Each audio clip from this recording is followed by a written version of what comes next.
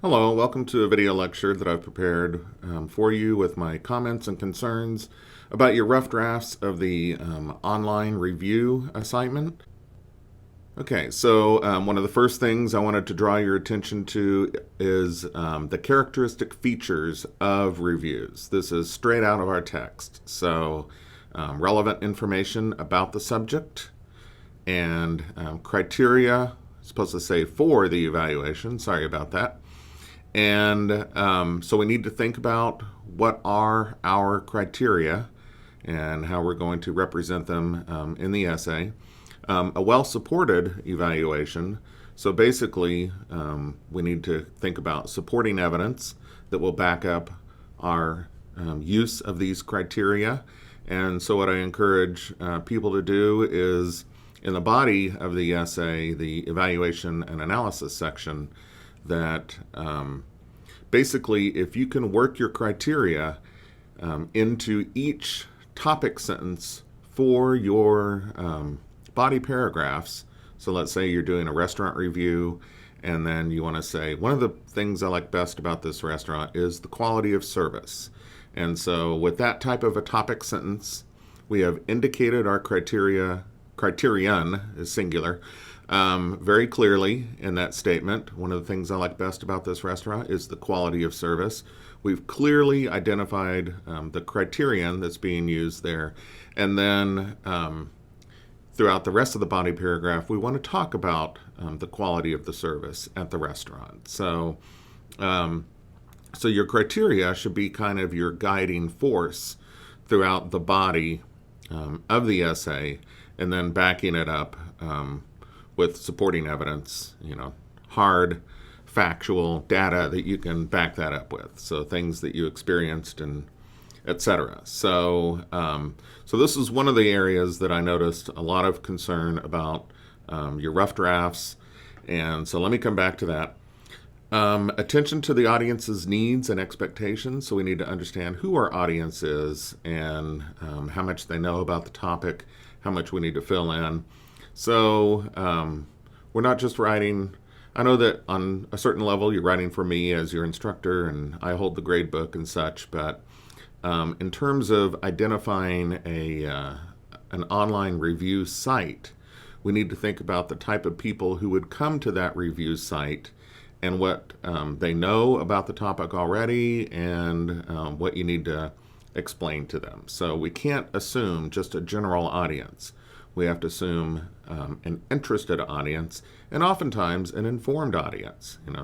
People who check out reviews usually know something about the topic of the review, and they're just trying to see what other people think about it. So think about who your audience is in terms of the online review site that you're targeting for this, and what their needs and expectations are.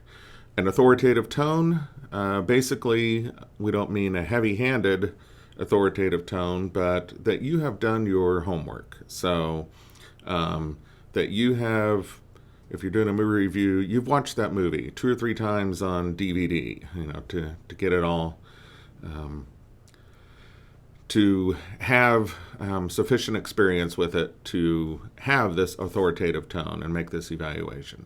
Or a restaurant review, you've gone to that restaurant 2 or 3 or 4 times so that you've been able to kind of gauge whether the first time you went was an exceptionally good time or an exceptionally bad day for them. And so by seeing a restaurant over several different visits, different times a day and stuff, we can kind of ameliorate those aberrations that are, very good days, very bad days, and kind of get a good consistent impression of, in this case, a restaurant that we're reviewing. So we want to be able to relate to the reader that we know what we're talking about. We've experienced this. So awareness of the ethics of reviewing, and my main concern in that regard is don't fall into PR or advertising language. Sometimes people get overly praiseworthy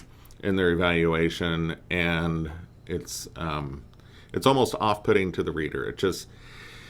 it sounds like they must have gotten paid to write this review. So be even-handed, fair-minded in your evaluation, and there are some ethics to take into consideration. Okay, moving along. This particular slide you should have seen before. I mentioned it in the very first video lecture about the online review assignment, and maybe it's a bit confusing because maybe there's too much text on the left of this slide and kind of hard to relate to what's on the right or something. I tried to make it clear, but let me break it down a little bit. So just looking at the right-hand side of the screen, you're going to have an introduction where you kind of introduce your topic. Let's say it's Mexican food, and then you transition into Mexican restaurant, or particular type of movie, so comedy or romance, and then transition into the particular movie that you're talking about. So we do have kind of this funneling down quality to it. And we do have a working thesis of sorts in this introduction. So the working thesis might be, for a new take on Mexican food, be sure to check out Julio's Mexican restaurant in Westchester. So I don't think there is a Julio's Mexican restaurant, but that works as a thesis without really giving away the entire evaluation. We get the sense that it's overall positive, but we're going to read on and find out more. So the paragraph right after the introduction, I call it a background or a bridge paragraph. In classical rhetoric, this is actually called narratio. And so the intro is called exordium. So it gets the reader interested, gets them involved. And then narratio, this background or bridge, we're kind of taking a step back after the introduction and making sure that everyone's on the same page. So for a book review or a movie review, this is where we're going to put in the plot summary. For a restaurant review, this is where we're going to put in a description of the restaurant. We have to keep it compartmentalized to about one paragraph. Basically, by the, if you're double spacing this at this point, by the time you get to the top of the second page, we need to be applying your criteria. We need to start into that evaluation and analysis section. So what I'm seeing in most of the drafts that were submitted, that they tend to be movie reviews or something, that the plot summary has taken over. It has gone on for 3 or 4 pages. And sometimes I'm not even sure that there is an evaluation going on, and then it just kind of wraps up. So this is one of the dangers of this particular assignment, is that, I mentioned that you have to kind of control what you're doing in different parts of your essay. And what happens is people get into that plot summary and it takes over, and you have to reel it in. You have to control it, keep it on that first page, and get to your evaluation and analysis by the top of the second page. So, and then what I'm saying with the paragraph after that, the reason I put parentheses around it, this is your criteria paragraph, but it's optional. So that's the reason for the parentheses. In a formal critique, we probably would have a statement of criteria right there. In order for this thing to be good, it needs to have X, Y, and Z, and A, B, and C. And then we would apply those criteria throughout. What happens most often in reviews, movie reviews, restaurant reviews, etc., is that the reviewer doesn't actually state the criteria in a separate section. And so, again, that's why I put it in parentheses. But the criteria become revealed throughout the body of the essay, which is the evaluation and analysis section. So that's got the bracket around it and the ... And basically, I'm saying use as many paragraphs as you need. And what I'm trying to encourage you to do is think of paragraphs as cohesive chunks of information, and think about that topic sentence as the controlling idea for that paragraph, the thing that gives that paragraph focus and cohesion and unity.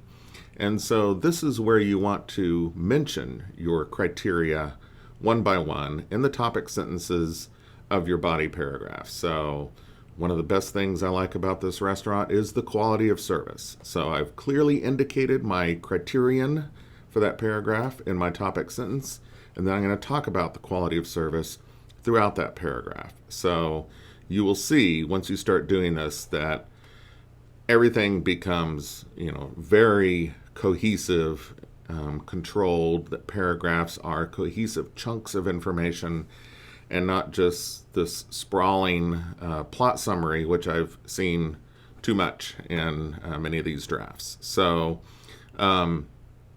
use as many paragraphs as you need for the evaluation analysis section. Mention your criteria in the topic sentence for each paragraph, what you're talking about in that particular paragraph, and keep it all cohesive. And then after that evaluation analysis section, we oftentimes have recommendations for improvement. This was a great movie, but it would have been even better if ... And then you fill that in. So great restaurant, but my experience would have been even better if ...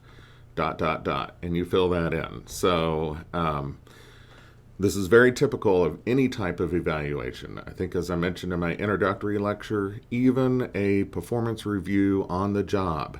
They might say you did great during this review period, and they'll have things that they want you to work on for the next review period. And so those are kind of the recommendations for improvement.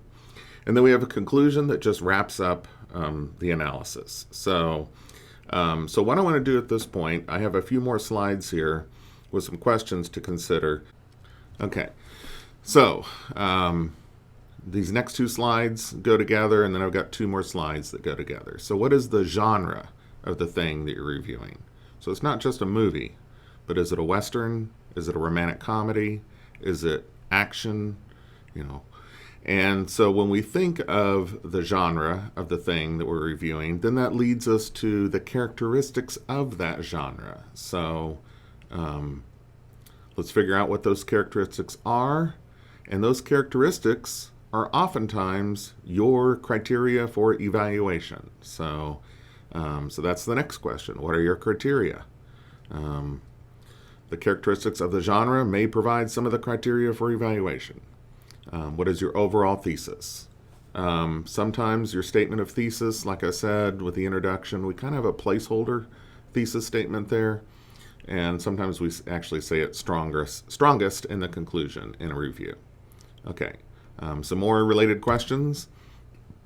What is your rating system? So look at the website that you're targeting for this online review, and what type of rating system do they use, and how do they present it? So we want to emulate that. Who is your audience? Again, we talked about that already, but back to the site that you're targeting for publication of this, and what do you know about the people who go to that site? So how much can you assume they already know about your topic? Maybe a little out of order. Where do you plan to publish your review? What are some of the features of their review site that you'll need to try to replicate in your final document? So I'm thinking multimodally here about the banner,